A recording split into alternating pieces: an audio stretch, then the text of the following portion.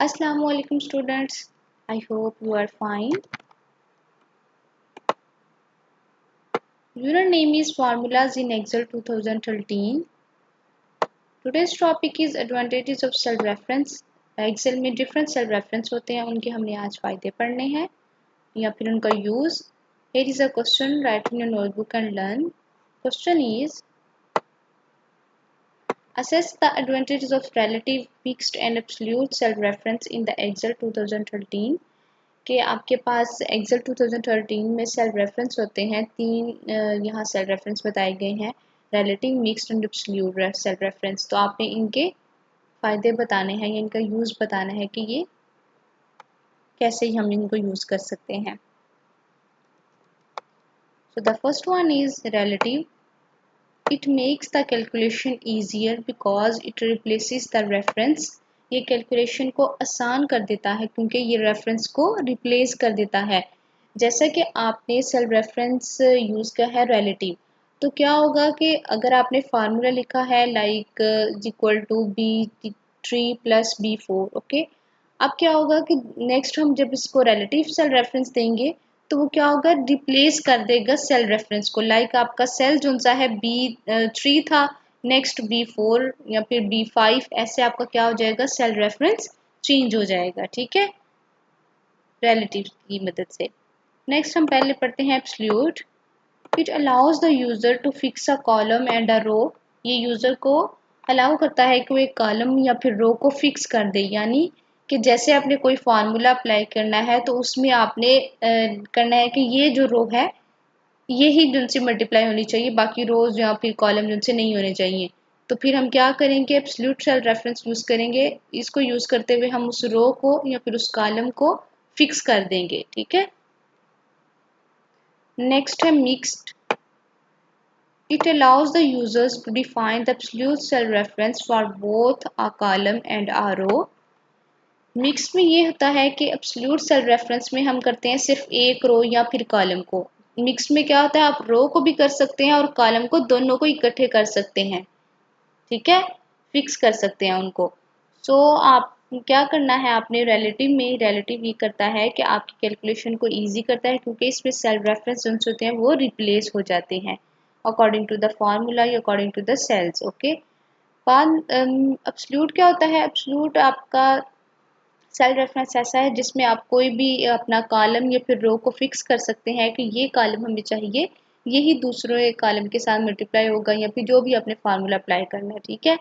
Mix में क्या होता है कि आप दोनों, एब्सोल्यूट में तो सिर्फ हम एक कॉलम या फिर रो करते हैं, तो मिक्स में हम कॉलम भी कर सकते हैं, रो, यानी दोनों को फिक्स कर सकते हैं.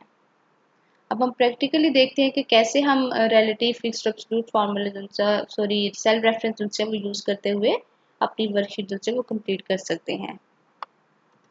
First of all let's see the picture. In this picture you can see three types हमारे पास, relative cell reference, mixed cell reference और एब्सोल्यूट सेल्फ रेफरेंस. ओके. और किसी भी रेफरेंस को, ये कोई भी वैल्यू जो सी आपकी उसमें आपने फिक्स करना है सेल या फिर आपकी रो को, तो उसके लिए हम डॉलर साइन यूज करते हैं. ठीक है. कौन सा साइन यूज करते हैं, डॉलर साइन यूज करते हैं एब्सोल्यूट सेल रेफरेंस में. ये साइन लगा के हम रो या फिर कॉलम को फिक्स कर सकते हैं. ठीक है. ये यूज होता है एब्सोल्यूट में या फिर फिक्स, दोनों में, मिक्स में या एब्सोल्यूट, दोनों में यूज होता है. Okay. Now let's move to the Excel sheet and practically we will see how we can use the relative, mixed and absolute cell reference. Okay. ये Excel की शीट है, उस पर हमने एक वर्कशीट बनाई है. अब सबसे पहले तो हम यूज़ करेंगे रिलेटिव रेफरेंस. ओके. यहाँ मंथ लिखा हुआ है जनवरी, फरवरी, मार्च, अप्रैल, और रेवेन्यूज टोटल लिखे हुए हैं आपके पास, कितनी आपकी आमदनी कितनी है, इनकम. ओके. तो जनवरी में आपकी आपकी टोटल जो इनकम है वो है 1,23,000 एंड सो ऑन. आपकी सेम फेब में, मार्च में, अप्रैल में आपकी ये टोटल जो इनकम वो लिखी हुई है. नेक्स्ट आपके इधर लिखा हुआ है कॉलम में टोटल एक्सपेंस. ठीक है. तो ये आपके एक्सपेंस लिखे हुए हैं कि कितने अखराजात हुए आपके इस मंथ में. नेट इनकम हमने फाइंड करनी है और ये इधर टैक्स रेट लिखा हुआ है। सबसे पहले तो हम यूज़ करेंगे रिलेटिव रेफरेंस। सो मैंने यहाँ नेट इनकम फाइंड करनी है आपकी कि कितनी आपको बचत होती है, ठीक है ना। सो इधर आ जाए इस कॉलम पे आपको पता है कि फार्मूला यूज़ कर जब हम लिखते हैं तो सबसे पहले हम इक्वल टू का साइन लगाते हैं, ठीक है। देन आपको चाहिए ये वाला cell, okay, B4 minus D4। D4 यानी टोटल इनकम में से जो एक्सपेंस है वो हमने माइनस करने हैं, तो आपके पास जो भी आपके पास आपकी सेविंग होगी वो पता चल जाएगी, ठीक है। अब ये हमने एंटर प्रेस करना है तो आपके पास ये देखिए टोटल आपकी जो अमाउंट बची है वो लिखी आ गई है इधर, ठीक है। अब हमने रिलेटिव रेफरेंस यूज करना है तो क्या करेंगे, इस कॉलम को सेल रेफरेंस को मैं ड्रैग करके ये सब पे अप्लाई कर दूंगी। ये देखें जब मैंने इस तरह किया तो सब पे जो रिलेटिव सेल रेफरेंस है वो अप्लाई हो गया है। अब आप देख सकते हैं कि जब हम इस पे क्लिक करके इसका फार्मूला देखते हैं कि क्या है, तो आपके पास नज़र आ रहा है B5 माइनस D5, यानी ये सेल और ये सेल इन दोनों को यानी टोटल इनकम में से माइनस की है टोटल एक्सपेंस को, ठीक है। अब ये देखिए सेल रेफरेंस रिप्लेस हो गया है ना। ऊपर हम देखते हैं तो हमारे पास B4 माइनस D4 है, जब हम नीचे देखते हैं तो हमारे पास B5 माइनस D5 है। सेम एज इट इज़ आपके पास B6 माइनस D6 एंड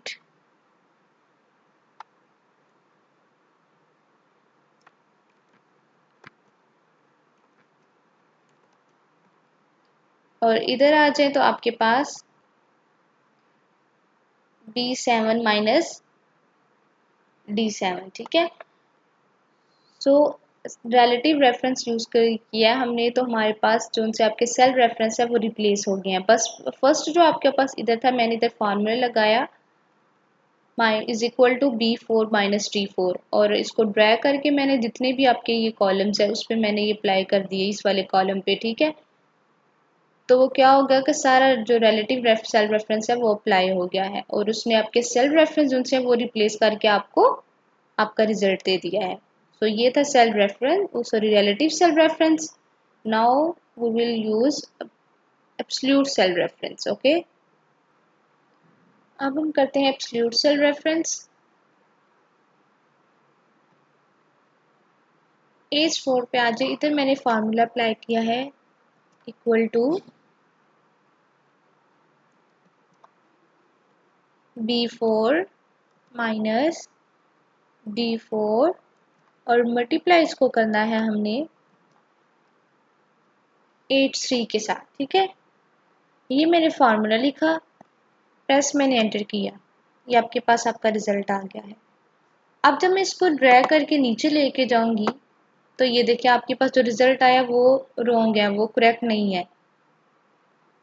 आप इधर देखिए तो लिखा हुआ है एज 4। अब इसके साथ उन्होंने मल्टीप्लाई कर दिया, लेकिन हम चाहते हैं कि सिर्फ टैक्स जो से आपके पास 7.42% सिर्फ इसके साथ मल्टीप्लाई हो। तो ये तो हमारे पास रॉन्ग आंसर आ गया है, तो हमने इसको फिक्स करना है इस वाली रो को, ठीक है, कि हमने इस सेल को फिक्स करना है। तो इस सेल को फिक्स करने के लिए हम क्या करेंगे,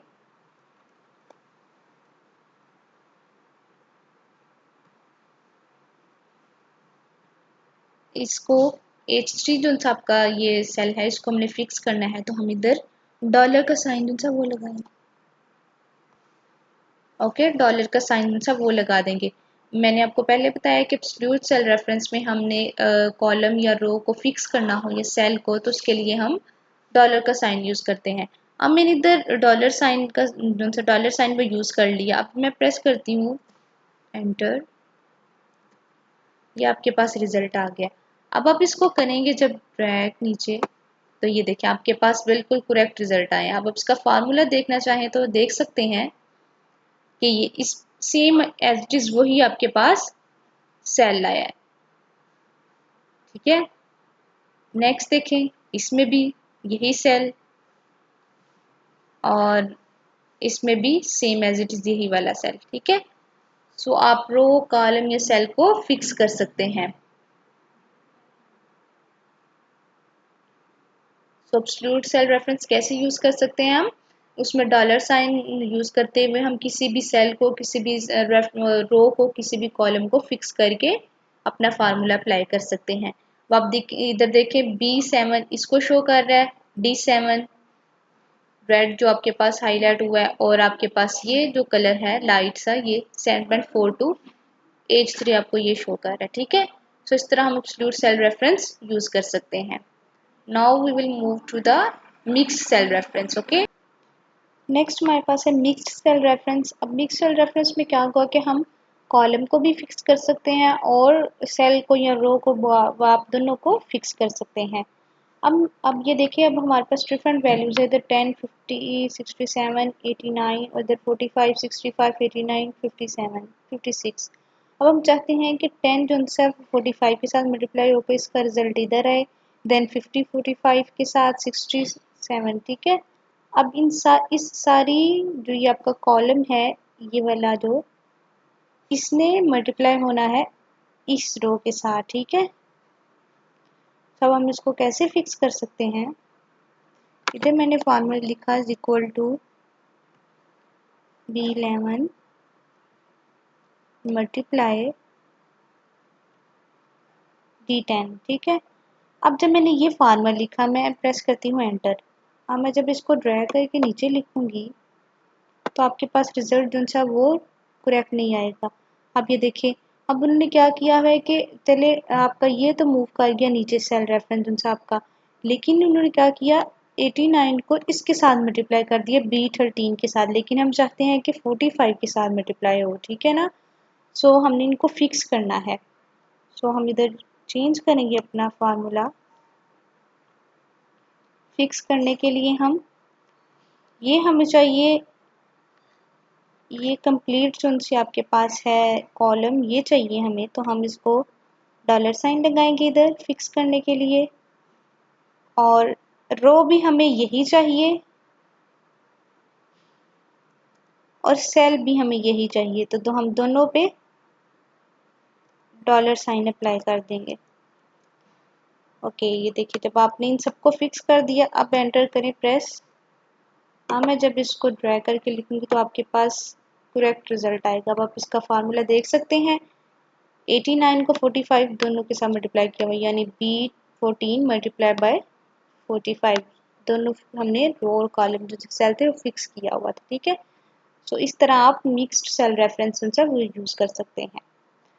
okay, today we have seen that we will use different types of cell reference, first relative, then absolute and mixed cell reference, and I hope so you will easily understand them.